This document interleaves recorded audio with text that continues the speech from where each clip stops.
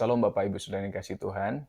Sebelum saya melanjutkan program ini, saya mau perkenalkan diri dulu. Saya Desa Putra Simanjuntak dan terima kasih juga kepada Bapak Ibu Saudara yang kasih Tuhan karena telah menyaksikan beberapa program-program saat teduh yang sudah saya upload di YouTube. Kiranya itu akan memberkati dan menguatkan Bapak Ibu Saudara yang kasih Tuhan. Bukan akan ya, sudah memberkati Bapak Ibu Saudara yang kasih Tuhan. Dan hari ini saya memulai program yang baru, yaitu program Cahaya Kebenaran. Program ini saya sebut Cahaya Kebenaran, sebab saya rindu lewat program ini, Bapak Ibu diterangi dengan cahaya firman Tuhan yang membuka wawasan kita, yang mencerahkan kita, sehingga kita bisa mengenal Allah dengan cara yang benar. Dan iman kita tidak tergoncang, iman kita tidak tergoyahkan, apalagi digiring kepada kesesatan, namun iman kita diarahkan oleh Roh Kudus kepada kebenaran. Saya mulai dengan menyatakan bahwa pembelajaran teologis itu adalah pembelajaran yang menyenangkan. Sebab apa? Karena kita sedang mempelajari, kita sedang berusaha untuk mengenal pribadi yang benar-benar mengasihi kita, yaitu Tuhan, Tuhan Yesus. Ya, jadi seperti seseorang yang rindu atau ingin mengenal orang yang dia kagumi atau yang dia cintai. Misalnya kalau kita punya orang yang kita kagumi atau kita sayang, kita rindu untuk mengenal dia lebih dekat. Begitu juga dengan teologi. Teologi itu adalah pembelajaran tentang pribadi agung, bukan agung Tuhan saja, dalam keadaan sebagai Tuhan maksud saya, tapi pribadi agung, agung dalam kasihnya. Sebab apa? Dia adalah pribadi yang benar-benar mengasihi dan mencintai kita. Dan harusnya menjadi satu-satunya pribadi yang paling kita sayangi.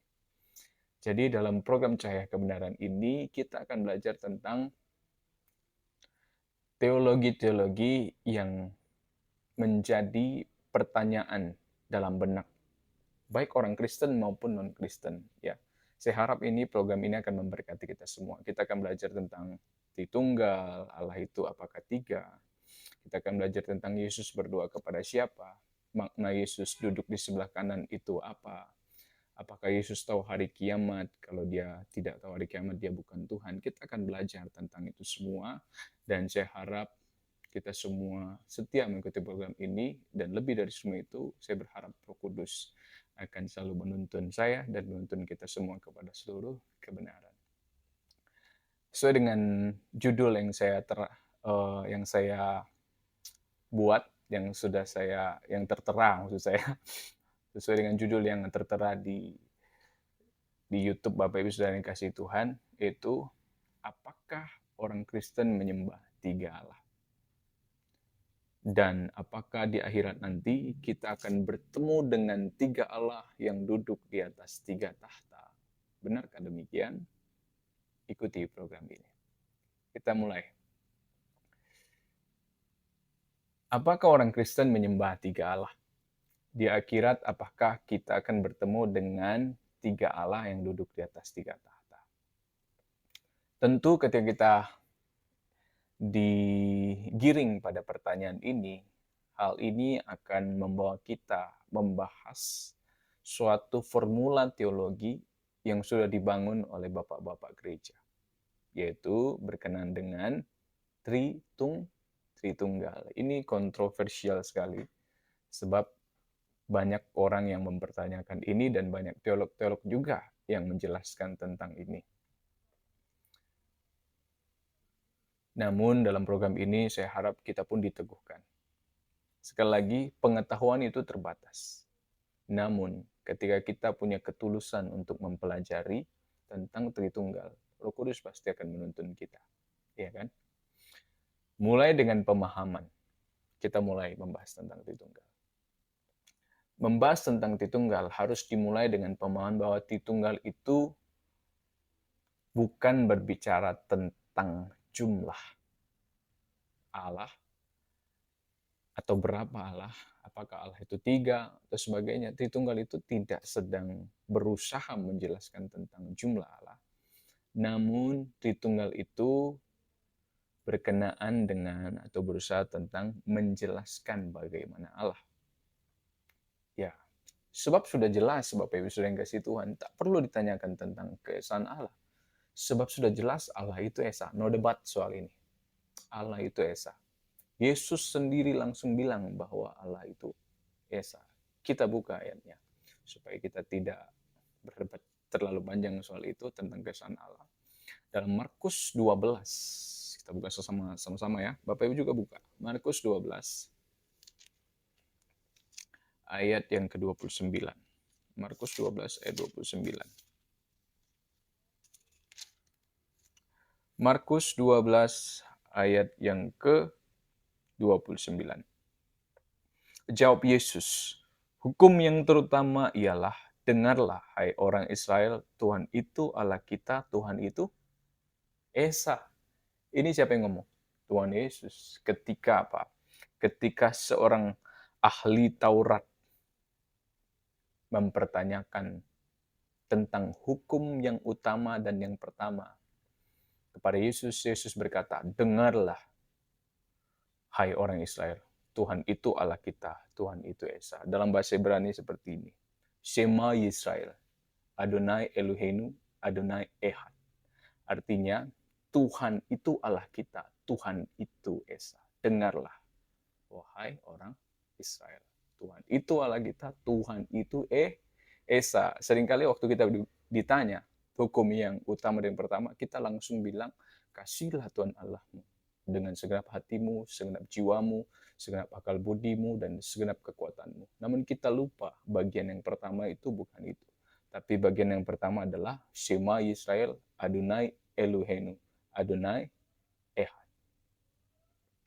Dengarlah wahai orang Israel, Tuhan itu Allah kita, Tuhan itu Esa.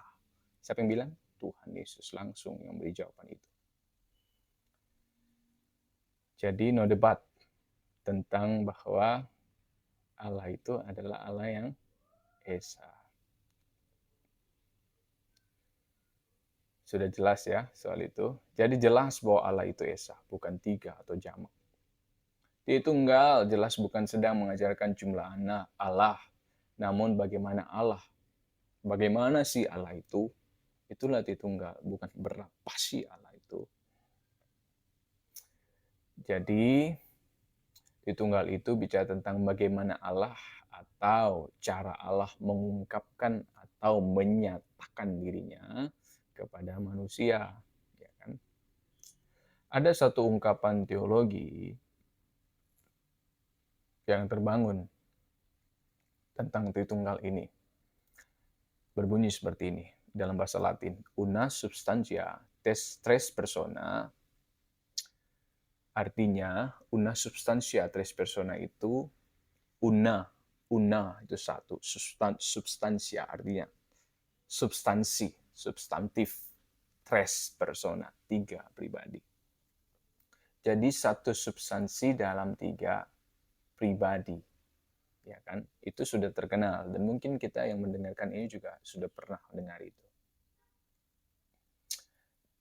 Namun, untuk lebih memahami Allah Tritunggal ini, kita harus memahami tentang tres persona di sana. Sebab itu sering sekali salah dipahami. Salah dipahaminya seperti ini. Tiga pribadi, berarti ada tiga pribadi yang terpisah-pisah. Tiga pribadi di sini ada orang yang mengumpamakannya seperti ini. Seperti saya Adi, Budi, dan Dedi. Adi, Budi, dan Dedi itu sama-sama manusia, tapi tiga pribadi yang berbeda. Ada orang yang mengungkapkannya seperti itu, tetapi itu hal yang kurang tepat. Sekalipun kita harus menghargai, sebab itu adalah usaha seorang teolog atau pembicara firman Tuhan memformulakan atau menjelaskan tentang siapa Allah. Namun sekali lagi bahwa itu kurang pas ya. Karena apa? Kurang tepat karena apa? Karena Allah itu, kata pribadi di sana, itu kembali kepada hakikat Allah. Hakikat Allah yang bukan fisik namun metafisik. Kalau Adi, Budi, dan Dedi itu terpisah. Memang sama-sama manusia, tapi beda orang kata mereka. Seperti itu juga sama-sama Allah, tapi tiga pribadi yang berbeda. Namun, pribadi Allah atau Tritunggal ini kembali kepada hakikat Allah untuk memahaminya. Bukan fisik. Allah itu bukan fisik, tapi metafisik. Jadi Tritunggal tidak berbicara sesuatu di luar Allah atau Allah yang terpisah-pisah. Namun Tritunggal menjelaskan tentang hal-hal atau dimensi di dalam diri Allah. Jadi unam substansia tres persona ada sambungannya Bapak Ibu Saudara yang kasih Tuhan. Diskresi non separati, distingsi non divisi. Artinya adalah satu substansi tiga pribadi. Diskresi non separati itu artinya berbeda-beda namun tanpa pemisahan. Distingsi non divisi memiliki kekhasan namun tanpa pembagian. Artinya tres persona di sana, tiga pribadi di sana bukan pribadi yang terpisah-pisah, namun tiga pribadi yang satu. Sebab Allah tadi Esa, Yesus sendiri yang berkata seperti itu. Tuhan itu Allah kita, Tuhan itu Esa. Kita lanjut. Untuk lebih memahami Allah Tritunggal, mari melihat dari ciptaan yang paling mulia. Setiap pencipta selalu secara sadar atau tidak sadar, itu selalu dari semua ciptaannya, dia selalu mengidentikan atau mengidentifikasi dirinya dalam ciptaannya. Misalnya, manusia itu menciptakan apa? Menciptakan mobil. Karena manusia identik dengan sebuah pergerakan. Ada mobilisasi di dalam diri manusia. Kita bergerak. Manusia juga menciptakan telepon, handphone, ya kan? Karena apa? Kita identik dengan komunikasi sebab kita makhluk sosial. Begitu juga dengan Sang Pencipta, yaitu Allah. Dia tentu setiap ciptaannya tentu memiliki keidentikan Allah. Dari alam semesta yang agung dan besar, penuh keindahan. Kalau kita melihat langit, melihat ciptaannya yang maha besar, apalagi kalau kita bicara tentang galaksi, ya kan? Kita akan melihat betapa besar dan agung ciptaan itu. Itu mengidentikan, kita akhirnya mampu mengidentifikasi bahwa Allah itu Allah yang agung dan besar. Namun, untuk berbicara tentang Allah, kita tidak belajar dari alam semesta atau dari tumbuh-tumbuhan, dari hewan, tapi untuk lebih memahami Allah secara dekat, mari kita belajar dari ciptaan yang paling mulia. Apa itu? Manusia. Jadi manusia adalah masterpiece-nya Allah. Bahasa kerennya seperti itu. Masterpiece itu artinya adalah mahakarya dari Allah. Jadi sebagai pencipta, tentu ia mengidentifikasikan, atau artinya kita mampu mengidentifikasi diri Allah itu lewat ciptaannya. Dan lebih dekat, jangan cari ciptaan yang lebih tinggi kalau lebih rendah, kalau ingin mengenal Allah lebih dekat. Tapi lihatlah, pahamilah, pelajarilah. Lewat apa? Lewat ciptaan yang paling mulia. Apa itu? Manusia. Jadi ciptaan yang paling mulia itu manusia adalah indikator paling tepat untuk memahami Allah. Manusia sebagai makhluk ciptaan paling mulia itu memiliki 3 unsur. 3 unsur. Apa itu? Tubuh, roh, dan jiwa. Tritunggal atau yang berbicara tentang kebagaimanaan Allah, Allah yang Maha Esa juga memiliki 3 unsur. Izinkan saya berkata, 3 unsur di dalam dirinya, tubuh, roh, dan jiwa. Sekali lagi, perumpamaan itu tidak ada yang sempurna. Karena apa? Saat kita berbicara tentang Allah yang tak terbatas, kita mengumpamakannya dengan sesuatu yang terbatas. Seperti ini, saya sedang mengumpamakan Allah Tritunggal itu yang tak terbatas itu dengan sesuatu yang terbatas, yaitu manusia. Karena apa? Supaya sinkron dengan keterbatasan pikiran saya. Jadi Allah yang maha besar itu sebenarnya tidak bisa dipahami secara sempurna oleh manusia terbatas seperti itu. Otak kita cuma segenggam gini. Jadi kita tentu tidak bisa memahami secara utuh. Namun ketika kita mengumpamakan Allah yang tak terbatas dengan sesuatu yang terbatas, kita sedang berusaha untuk mengenal Allah lebih dekat. Dan saya mengumpamakannya dengan sesuatu ciptaan, ciptaan yang paling mulia. Dengan demikian kita bisa mengenal Allah lebih dekat. Sebab ini ciptaan yang paling mulia, yang mengindikasikan atau menjadi indikator paling dekat untuk memahami Allah. Jadi seperti manusia memiliki tubuh, roh, dan jiwa, demikian Tritunggal Allah yang Maha Esa itu memiliki 3 unsur di dalam dirinya, itu tubuh, roh, dan jiwa. Sebab Allah harus memiliki jiwa dan rohnya. Seperti tubuh harus memiliki jiwa dan roh, demikian Allah juga memiliki firman. Dalam kurung saya kasih jiwa dan roh. Kenapa saya sebut firman itu ada jiwanya Allah? Sebab Yesus itu tidak hanya disebut sebagai firman Allah, dia juga disebut sebagai hikmat Allah. Ya kan? Jadi di dalam pikiran kalau kita belajar, di dalam jiwa kalau kita belajar, itu ada 3 unsur lagi. Itu jiwa memiliki pikiran, perasaan, dan kehendak. Jadi Yesus itu adalah jiwanya Allah, yang di dalam dirinya tercurah pikiran, perasaan, kehendak Allah. Namun kita harus bahas satu persatu supaya lebih sistematis, ya kan? Kebagaimanaan Allah atau cara Allah yang pertama menyatakan dirinya kepada manusia adalah sebagai Bapa. Manusia punya tubuh. Jadi Bapa itu bicara tentang tubuh Allah. Tubuh atau wujud Allah tentu bukan menyatakan bahwa Allah itu berwujud. Jadi volume Allah bisa ditampung, tentu tidak. Sebab ia pribadi agung yang maha besar. Wujud Allah di sini berbicara tentang Allah yang menyatakan dirinya sebagai pribadi yang maha, ya, pribadi yang maha besar. Kita harus memahaminya seperti itu. Sebab apa? Sebab Allah itu tak berwujud. Tak berwujud bukan berarti tak ada. Tak berwujud dalam arti dia adalah pribadi agung yang melingkupi segala sesuatu. Dengan demikian, tak ada satupun yang dapat menampung volume Allah. Gimana sih bentuk Allah? Ada yang bisa jawab?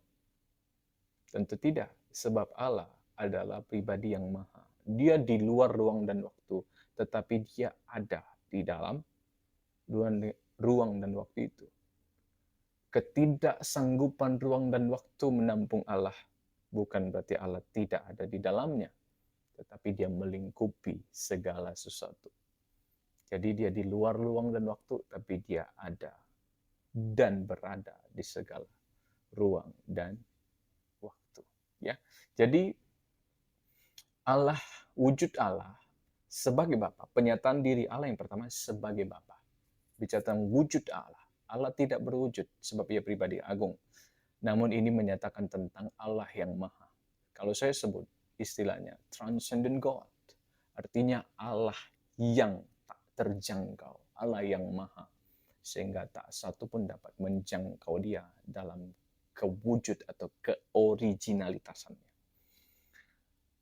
Jadi Bapa itu bicara tentang wujud Allah, atau transcendent God, bicara tentang originalitas Allah. Ini ada istilah saya. Allah mengungkapkan dirinya sebagai Allah maha segala-galanya. Allah Bapa itu bicara tentang Allah yang mengenakan seluruh atribut kealahan. Kalau kita belajar teologi ada nama atribut Allah. Atribut Allah itu seperti ini. Omnipresence, omnipotent, omniscient, pokoknya yang omni itu bicara tentang kemahaan.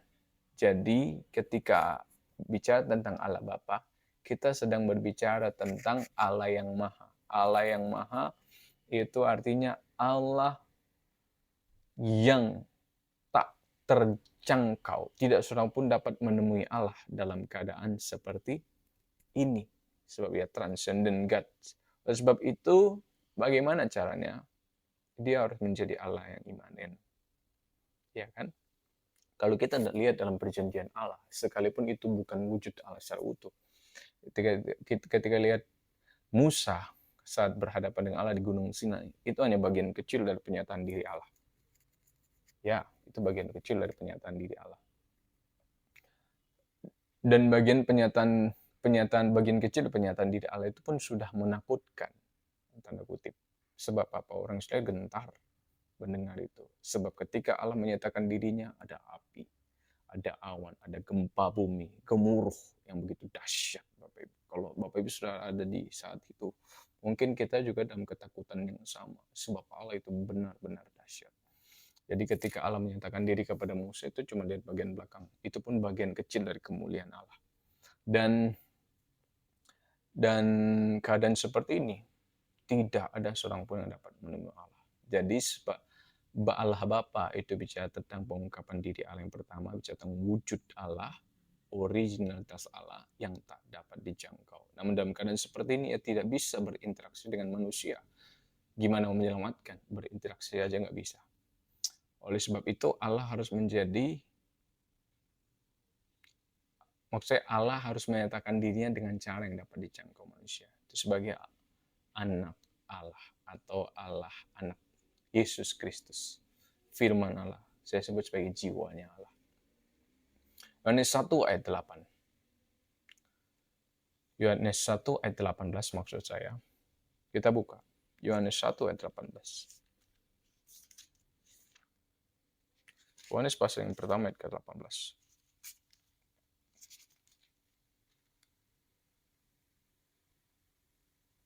Berbunyi seperti ini. Tidak seorang pun pernah melihat Allah, tetapi anak tunggal Allah yang ada di pangkuan Bapa, dialah yang menyatakannya.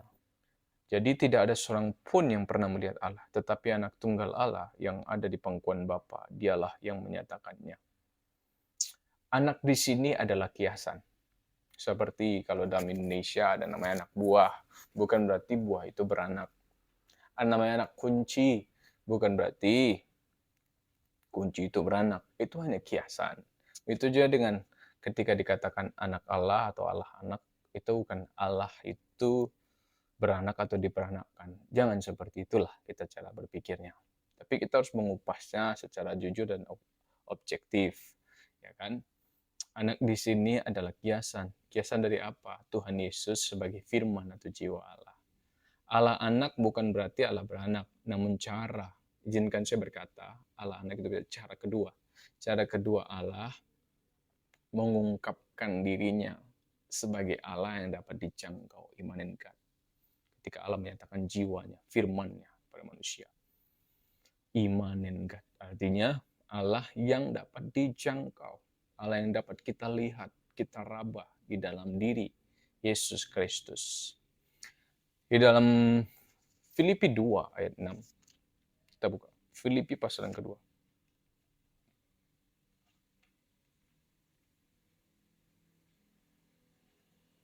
Filipi pasal 2 ayat yang ke-6 sampai yang ke-7 berbunyi seperti ini.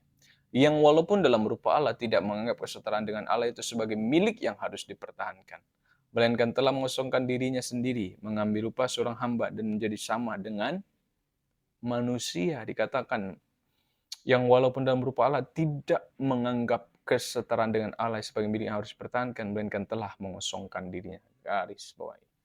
Telah mengosongkan dirinya menjadi apa? Menjadi serupa dengan manusia, menjadi hamba, menjadi sama dengan manusia.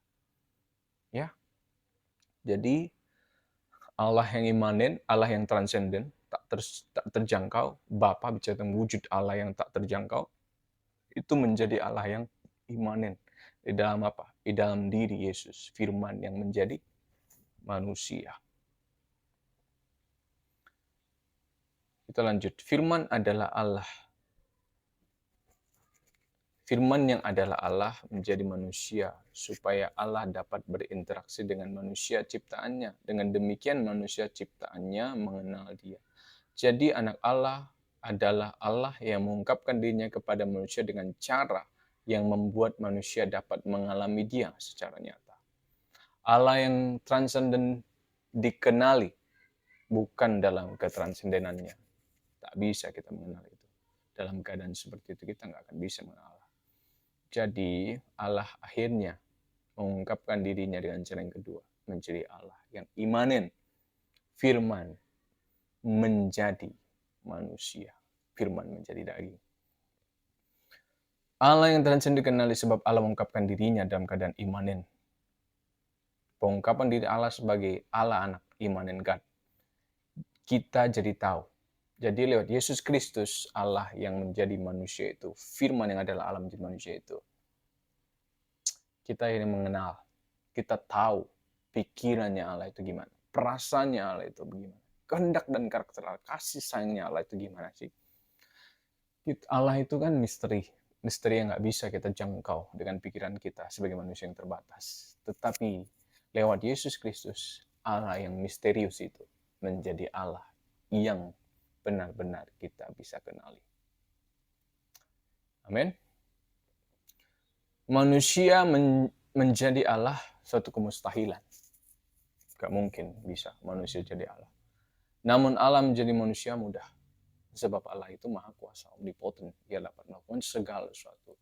Jadi Yesus Kristus, kasus Yesus Kristus ini bukan kasus manusia menjadi Allah. Tapi ini bicara tentang, ini menekankan bahwa Allah yang menjadi manusia. Dan ini mungkin. It's possible. Sebab Allah mendapat melakukan segala sesuatu. Dalam teologi, saudara-saudara kita, firman itu menjadi buku. Dan itu dapat diterima. Kita pun harus menghargai itu. Sebab keyakinan adalah keyakinan. Dan keputusan untuk meyakinkan sesuatu adalah hak pribadi seseorang. Jadi kalau saudara kita dapat menerima firman menjadi buku, itu kita sebut dengan, ya itulah buku mereka, kita tahu apa buku itu. Maka firman menjadi manusia tentu juga harus dapat diterima. Kenapa? Sebab Allah bisa melakukan segala sesuatu. Firman menjadi buku. Jadi kitab itu disebut sebagai kalam Allah atau kalimatullah. Yesus juga kalam Allah, firman Allah. Firman Allah cuman bentuknya bukan buku, tapi manusia. Justru memudahkan kita mengenali Allah. Karena kita tidak hanya bisa mengenali Allah lewat membaca buku, tapi kita mengenali Allah dengan melihat langsung peragaan hidupnya dalam kemanusiaan Yesus. Karena Yesus adalah firman Allah yang sempurna, hidup setiap perkataan, perbuatan, pikiran, perasaan, kehendak, karakter, dan segala sesuatu yang dilakukan Yesus adalah firman. Ya, jadi lewat Yesus Kristus kita terbantu. Untuk apa? Mengenal firman dengan jelas. Tidak hanya dengan membaca, tapi kita melihat. Tidak hanya melihat, tapi kita mendengar. Tidak hanya mendengar, tapi kita benar-benar merasakan, menyentuh orang yang ada di dalam perjanjian baru itu benar melihat dan menyaksikan Yesus Kristus. Khususnya para rasul dan orang-orang yang hidup dalam zaman Yesus Kristus ya. Yohanes 14 ayat 9. Saya bacakan saja. Yohanes 14 ayat 9. Bapak Ibu kalau mau buka silakan. Saya bacakan Yohanes 14 ayat 9. Kata Yesus kepadanya, telah sekian lama aku bersama-sama kamu Filipus, namun engkau tidak mengenal aku. Barang siapa telah melihat aku, ia telah melihat Bapa. Bagaimana engkau berkata, tunjukkan Bapa itu kepada kami. Jadi saat ini, ketika itu, Yesus sedang berbicara tentang rumah. Bahwa rumah, Yesus sedang menyatakan bahwa rumah Bapa, berbicara tentang rumah Bapa. Saya buka aja supaya lebih jelas. Di dalam Yohanes 14, Yesus sedang bicara tentang rumah Bapa. Jadi setelah Yesus berkata seperti ini, sekiranya kamu mengenal aku, pasti kamu juga mengenal Bapakku. Sekarang kamu mengenal dia dan kamu telah melihat dia. Lalu Filipus berkata, ayat 8, kata Filipus kepadanya, Tuhan tunjukkanlah Bapa itu kepada kami, itu sudah cukup bagi kami. Lalu apa kata Yesus? Kata Yesus kepadanya, telah sekian lama aku bersama-sama kamu Filipus, namun engkau tidak mengenal aku. Dilanjutkan dengan perkataan yang sangat-sangat powerful. Barang siapa telah melihat aku, ia telah melihat Bapa. Bagaimana engkau berkata, tunjukkanlah Bapa itu kepada kami. Barang siapa telah melihat Yesus, dia telah melihat Bapa. Maksudnya adalah ketika kita melihat Yesus, kita mengenali kepribadian Allah. Karena Allah yang maha besar itu Allah yang misterius, sebab dia transcendent God, tak tersentuh. Itu ada pengungkapan diri Allah yang pertama. Bicara wujud tubuh Allah. Pengungkapan diri yang pertama. Sangat-sangat misterius, transcendent, dan tak bisa dijangkau. Bahkan anak dari Imam Harun ketika salah memperlakukan tabut Allah, itu mati seketika. Ya kan? Jadi Allah dalam perjanjian lama itu bicara tentang wujud Allah. Bapa itu bicara wujud Allah. Yahweh. Bahkan orang Israel tidak berani menyebut Yahweh. Mereka sebut Adonai. Sebab terlalu kudus Bapa itu.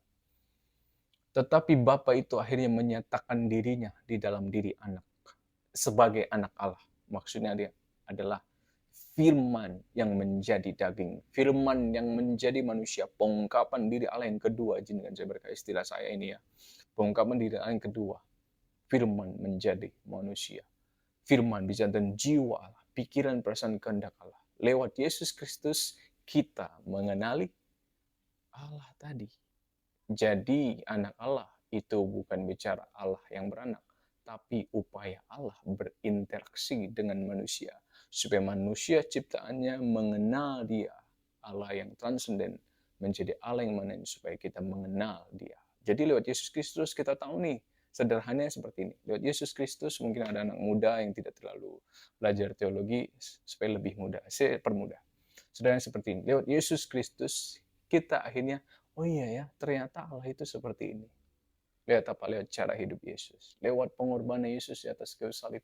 Oh ternyata Allah itu bukan hanya Allah yang memerintah, tapi dia benar-benar menjadi eksekutor dari kebenaran. Dia bukan hanya inisiator dari firman atau karya keselamatan, tapi dia eksekutor dari apa yang sudah dia rancangkan. Amin. Jadi itu dia Bapak Saudara yang kasih Tuhan. Ketika Yesus turun ke dalam dunia, ketika Allah menyatakan dirinya, firman menjadi manusia, itu sedang adalah upaya Allah. Bukan Allah yang beranak. Anak Allah bukan Allah yang beranak sekali lagi.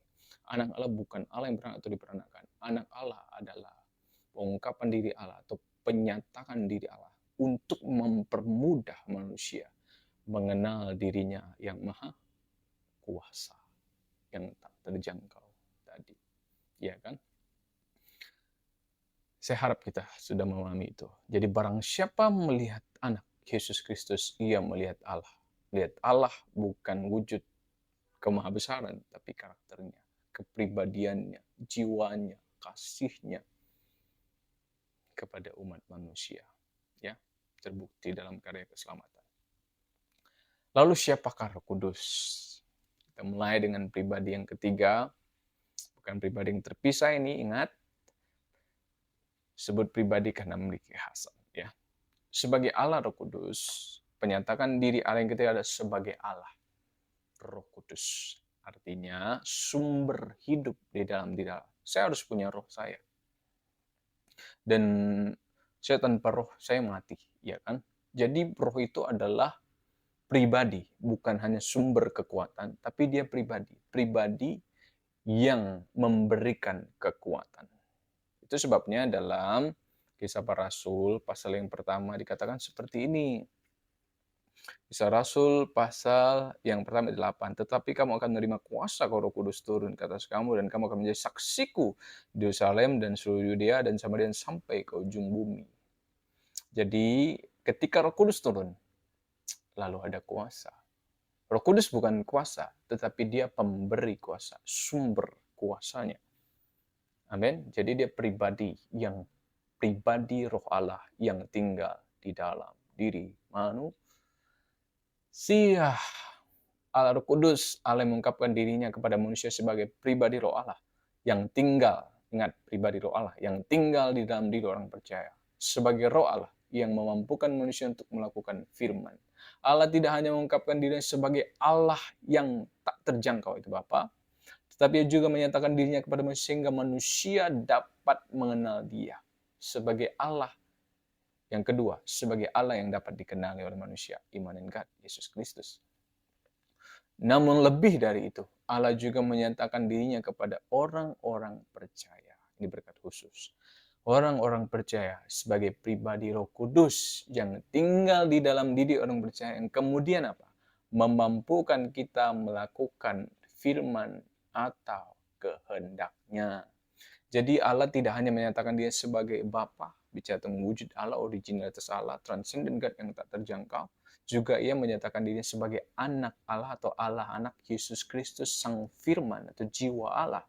Bicara tentang jiwa Allah yang kemudian bisa dikenali oleh manusia. Allah yang transenden menjadi imanen di dalam diri Yesus Kristus. Namun lebih dari itu, dia tidak hanya turun sebagai firman, Bapa tadi, tetapi dia juga tinggal di dalam diri orang percaya, menyatakan dirinya sebagai pribadi roh yang tinggal seperti apa? Seperti tubuh di balik tubuh kita ada roh.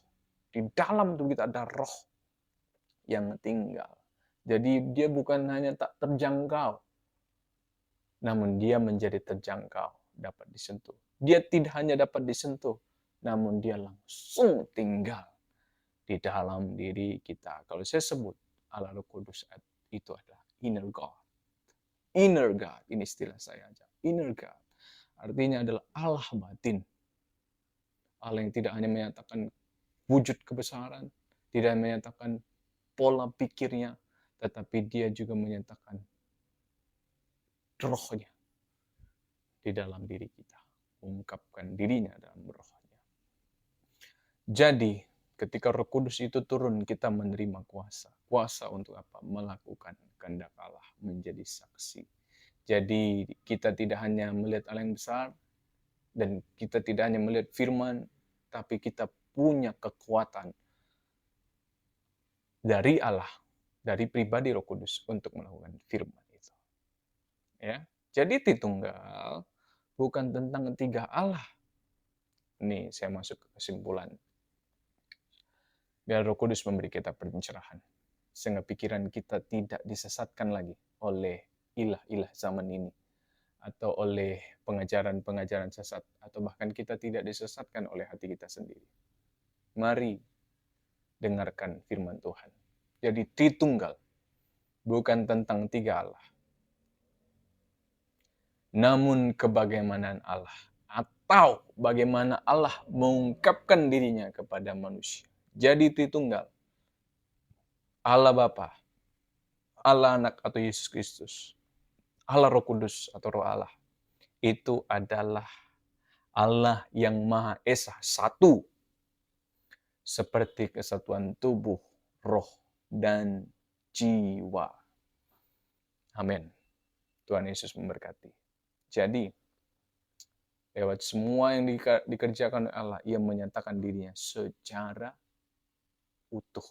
Dia tidak hanya menyatakan dirinya dalam bentuk tubuhnya seperti ini, daging, tentang wujud originalitas Allah, tapi juga menyatakan jiwanya, bicara tentang jiwanya, bicara tentang pikiran, perasaan, kehendak yang ada di dalam dirinya atau dalam pikirannya. Namun ia juga menyatakan rohnya, sumber kekuatan di dalam dirinya, tinggal di dalam kita. Bukan berarti Roh Kudus itu adalah kekuatan, tapi dia pribadi Allah. Jadi kesatuan Allah Bapa, Allah Anak, Roh Kudus seperti ingat, ini perumpamaan yang terbatas, tapi ini mendekati.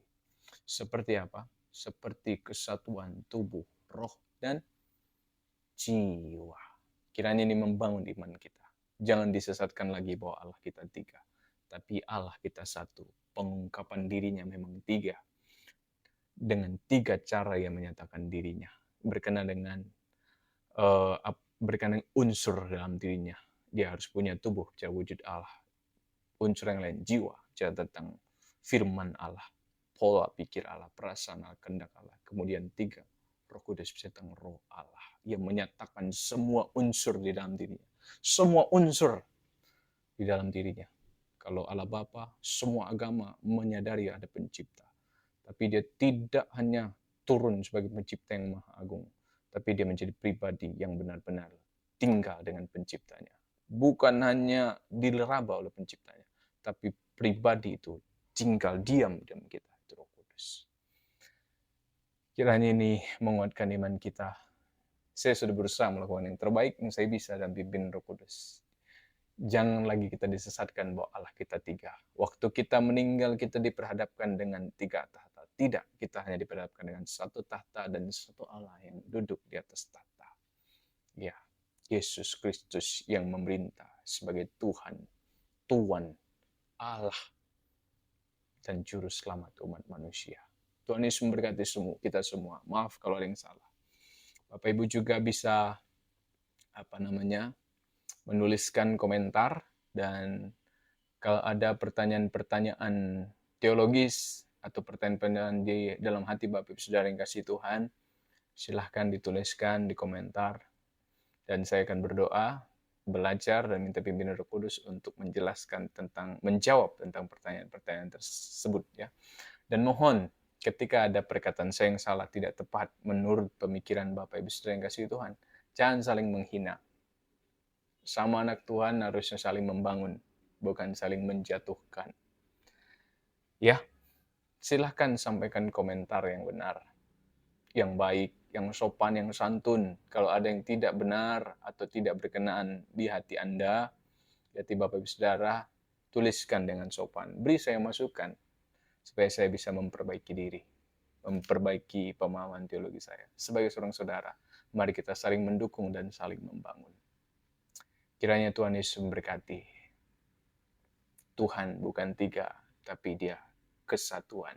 Kesatuan Tritunggal seperti kesatuan tubuh, roh, dan jiwa. Terima kasih. Tuhan Yesus memberkati kita sekalian.